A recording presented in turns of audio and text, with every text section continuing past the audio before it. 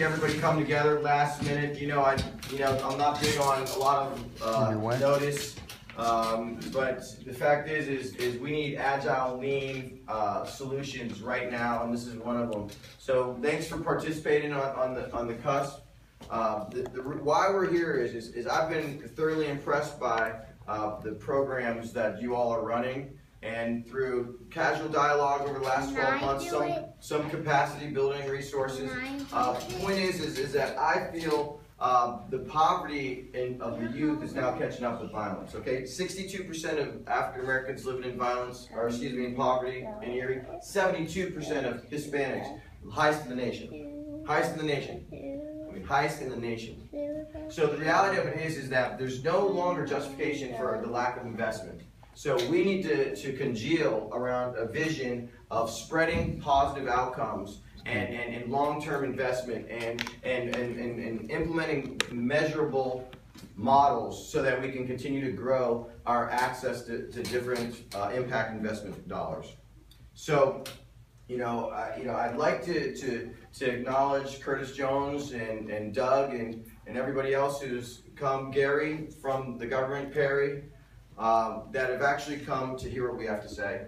To basically, I invited them so those that might not have full awareness of how to get their programs noticed by the county, by the city council, by the county council, hopefully we'll walk away with that knowledge. But the walk away for today is we're going to cover your all's programs, what you think about violence, and how you could personally with your program do something about it. And then we're going to end up with a technical presentation from a company that I think has something to offer the region that is very exciting. Here it is right here. I watch. Please watch. Please take a peek. So, and Chef Lisa, thank you for your amazing food. She's an entrepreneur. We love her. She's an entrepreneur from the area, hard worker. But if that would be all right, Doug, I'm going to have you come up real quick and tell a little bit about your role, Gary, your role, and then Curtis, and then we're going to go right into the programs, if that's okay. So, Doug, I'm sorry to get you with a mouthful, but come on up here, pal. Good mouthful. Can you come up there? Thank you, Carmen. Of course, I know everybody just about in the room, so and I'm glad that Carmen had asked me to come up and meet with you guys and talk about some of the issues that are going on. Doug Massey, I used to be with the Chamber of Commerce, now with the Governor's Office, the Governor's Action Team, Regional Director for the Northwest location. Encompasses 12 counties, so I'm really out and about in a lot of other places, but sometimes away from Erie a lot, but still trying to stay on the cusp of what's happening in the area. My primary focus is under the Department of Community and Economic Development. I'm really pretty much focused on economic development, so the business development of businesses, creating jobs so we can get individuals who are either unemployed, underemployed, into some meaningful employment by helping businesses grow and even attracting and retaining and expanding businesses in our area. So one of the things that I noticed, and of course it's obvious, it's like Captain Obvious here, poverty is very significant when it comes down to the increase in violence and even just creating a sense of I can be something more than what I've been told by the census that I can be for individuals who are not as privileged and doesn't have the exposure. So you see the rise in poverty, you see the rise in violence. You see the rise in poverty, you see the rise in violence. And where does it end? Where does it stop? So hopefully one of the areas that that the state could be of assistance in is trying to help entities who are trying to promote better education programs, better opportunities to raise that bar that unemployment, that, and give hope to individuals who normally don't have it. So as a part of the state and our new governor, we look at every effort and every opportunity to try to support any initiative that's happening, because if you look at across, not just in our area, but across the nation itself, it's just ridiculous. It's unfathomable how we are trying to help other countries when our own country is, in such turmoil. So hopefully these programs that you provide will be able to boost and combat some of the issues that we're having locally. Doug's our vessel to the governor. All right, you are our vessel to the governor, and well, hopefully you're going to walk away today with a firm understanding of the value of the programs we have represented here, and the fact that we need capacity to be able to scale the outcomes that they've been able to generate, because these are the best of the best programs. I'm sure you'll find that. Okay, Gary. Thanks, Hunter. Good afternoon, everyone. One of the things that the county's working on, I'll be very brief, we're looking at a model that's been done in Chicago, been done in Philadelphia, and it's called Cure Balance. And in Philadelphia, it's called Ceasefire, but it's all part of the same model. And what it does, it has 5 components to it. The first component, community mobilization, getting everyone in the community involved, from the residents to the churches, to the schools, to the business owners, making sure everyone's on the same page. And the churches, I already said the churches, but the pastors, making sure everyone's on the same page as far as mobilizing what it is that needs to be accomplished when it comes to reducing violence. Second is the youth outreach, talking and engaging young men and young women as far as jobs, job training, and of course continuing their education, whether it be through the military, whether it be through a 4-year institution or community school.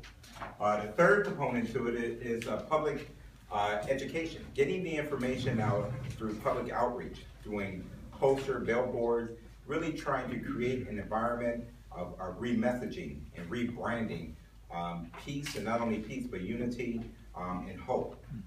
The fourth component to it is getting the community leaders, along with the faith-based leaders, on the same page to kind of be the champion to it. And then the fifth component is law participation, getting the criminal justice system to participate.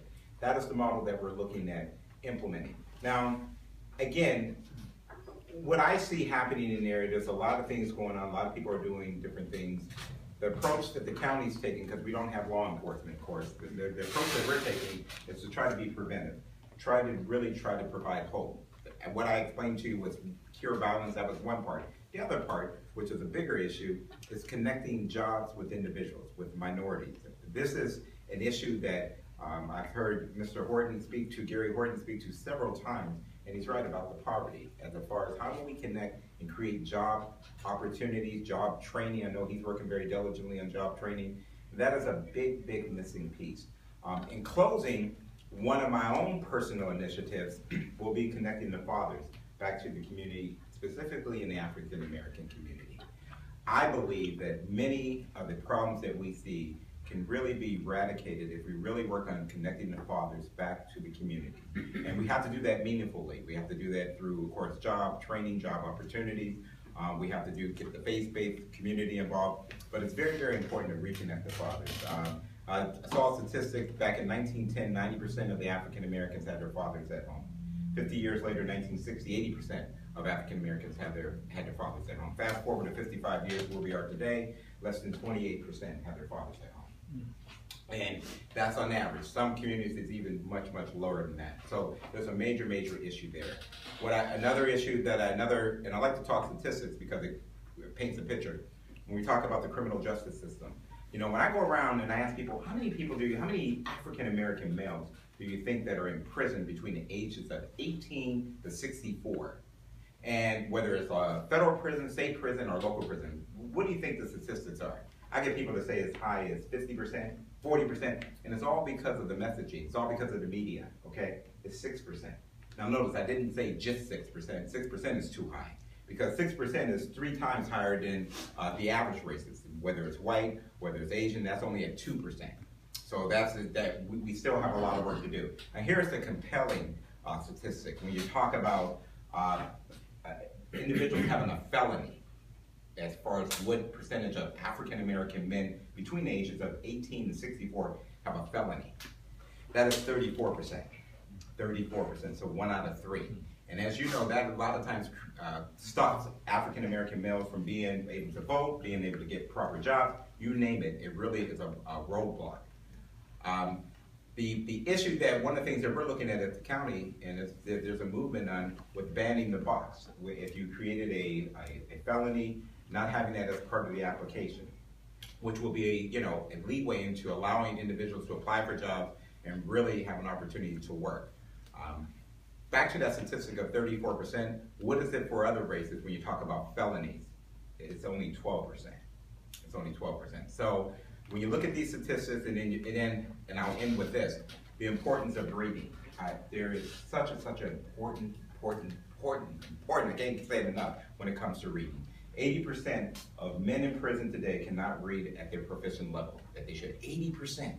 80%. So when you talk about reading and engaging young men and young women involved in reading, they tell you that 3rd grade is the most important critical point. Because at 3rd grade, if they're not reading at that level, the chances are it's going to be very, very hard for them to catch up. Not saying it's impossible, but it's going to be very, very hard for them to catch up. So engaging, making sure that we read to our young boys and young girls and encouraging them to read. If you get the fathers involved from the very outset, you really put emphasis on reading. And another component, which I would start with first, developing your faith, you have a much greater opportunity of really being successful in society. By what definition? It could be your own definition, but you will not be a part of the criminal justice system. Thank you.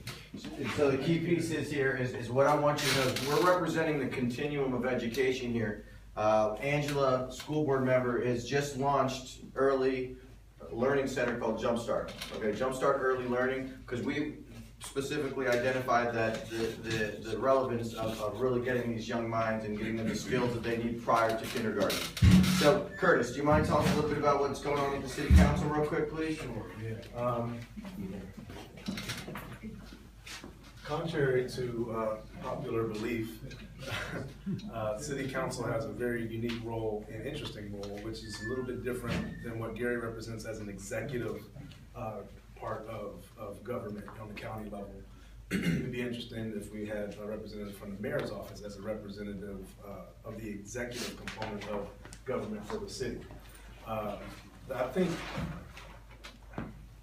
there are things, it's not about me. There are some initiatives that I brought to the table, had some conversation on early in my time on council, that because the heightened level of violence wasn't what it is now, it was kind of, I will say, dismissed or say, oh, we'll be okay, it's gonna be all right.